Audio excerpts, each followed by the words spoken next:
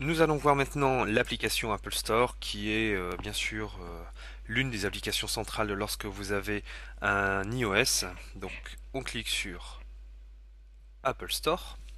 Alors l'Apple Store, qu'est-ce que ça va être? Ça va être tout simplement une bibliothèque dans laquelle vous allez retrouver tout plein de jeux, d'applications, que ce soit payants ou gratuits. Généralement, dans l'encadré duo, vous avez les dernières nouveautés, donc celles qui sont mises en avant. Vous avez par exemple ici des dossiers spéciaux, genre là ici actuellement ce sont sur les réseaux sociaux. Alors généralement une catégorie, comment est-elle organisée? Elle est organisée ici selon un titre, le nombre de pages, enfin le nombre d'applications affichées. Vous pouvez trier les applications par nom, par date de publication et par popularité. Donc quand je parle de popularité, c'est par rapport au classement ici des étoiles. Bon, bien sûr, par moment, comme vous pouvez le constater, c'est un petit peu chaotique puisqu'il y a des applications qui sont bien notées, qui se retrouvent un peu plus tard. Enfin, c'est un petit peu bizarre. Donc là, je pense qu'il va prendre en priorité les applications qui sont installées. Il va d'abord classer la popularité des applications installées et ensuite les applications qui ne sont pas installées. Mais encore une fois, vous avez vu, ça va en ordre décroissant. Vous avez ici deux petits symboles. Installé, ça veut dire que c'est déjà présent sur la machine. Gratuit, ça veut dire que là, vous pouvez soit l'avoir gratuitement, soit l'avoir via la somme qui est tout simplement indiquée ici. Alors si par exemple je veux installer l'application Localiser mes amis, je clique sur gratuit et là on arrive sur installer l'app. Donc pour installer l'application, je clique dessus. Il va me demander normalement un mot de passe que je n'ai pas rentré parce que de toute façon je ne souhaite pas l'installer.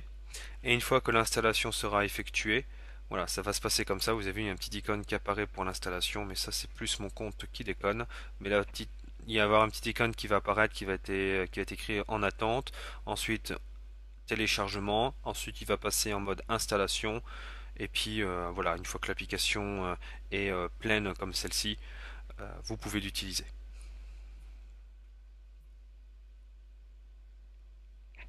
On va retourner sur Apple Store. Donc vous avez aussi un moteur de recherche qui va vous permettre tout simplement d'effectuer une recherche sur une application en question. Donc par exemple Mass Effect, je vais faire rechercher et je vais tomber normalement sur l'application, voilà, Mass Effect. Donc quand je clique sur l'application en question, comment est-elle composée? Déjà sur le volet de gauche, je vais avoir toutes les informations générales concernant l'application, donc tous les prérequis, la taille, à qui il appartient, etc.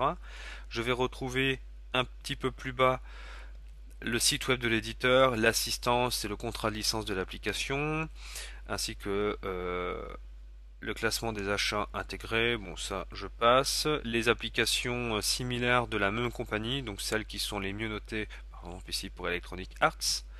On va retrouver en haut le l'éditeur, le titre du jeu. Je peux accéder à la page de l'éditeur, donc je vais me retrouver sur la page d'Electronic Arts avec la partie iPad, iPhone. Je peux, si je le souhaite, recommander cette application à une personne, et là quand je fais ça, c'est directement un mail qui va partir avec ici l'icône du jeu avec quelques petits descriptifs. Enfin, c'est brouillon. Je peux offrir cette application à une personne si je le souhaite. Donc je vais pas le faire, je vais pas me connecter, ça ne sert à rien. Je vais avoir ici le descriptif du jeu en question, avec éventuellement un listing des mises à jour quand il y en aura.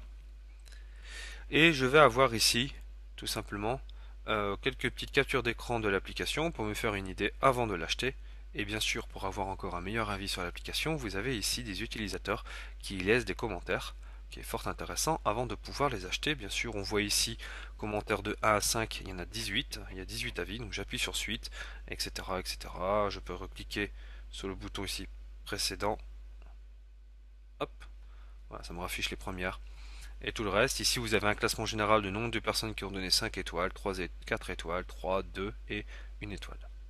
Et ici on voit le nombre de votes, 23 notes, et vous pouvez avoir toutes les versions françaises et les versions anglaises. Par moment vous avez ici des notes, ici donc 23 notes par exemple, mais sans avoir de commentaires. donc il suffit de prendre toutes les versions. Vous pouvez les classer par les plus utiles, les plus favorables, les plus critiques et les plus récents. Donc, on va être par exemple plus favorables. Voilà, donc il va mettre les plus favorables en premier lieu, les plus critiques, donc il va mettre les plus mauvaises notes en premier, les plus récentes, donc le dernier qui a été ajouté, donc on voit ici le 8 mars 2012, etc.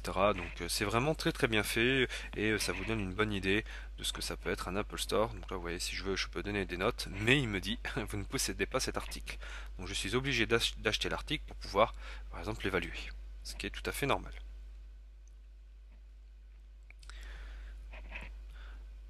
Ensuite, vous avez dans l'Apple Store donc la rubrique nouveautés. Ici, vous avez des rubriques générales, donc jeux, keynote, remote, etc.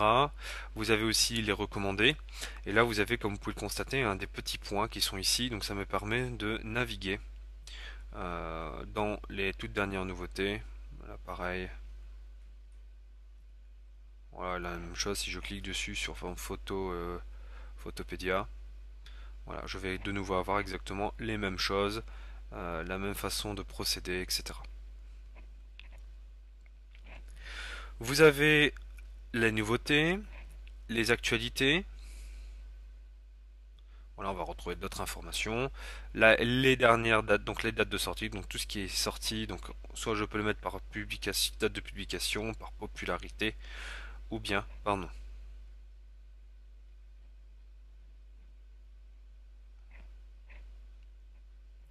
Je vais supprimer. Voilà.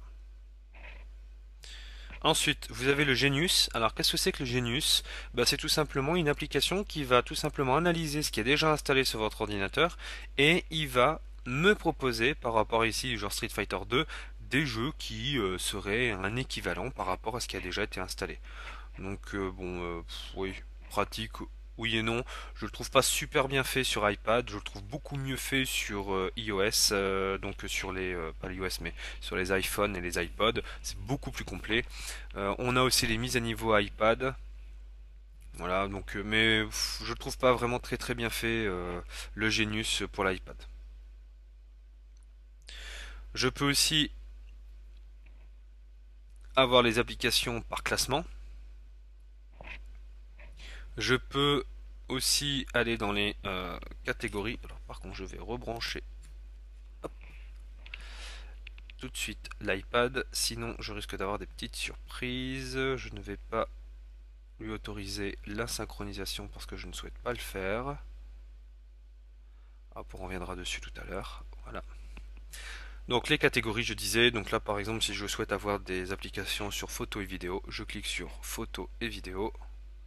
Voilà, et là je, je check les photos, les vidéos sur la catégorie. Là pareil, je peux gérer par le nom, la popularité et la date de publication.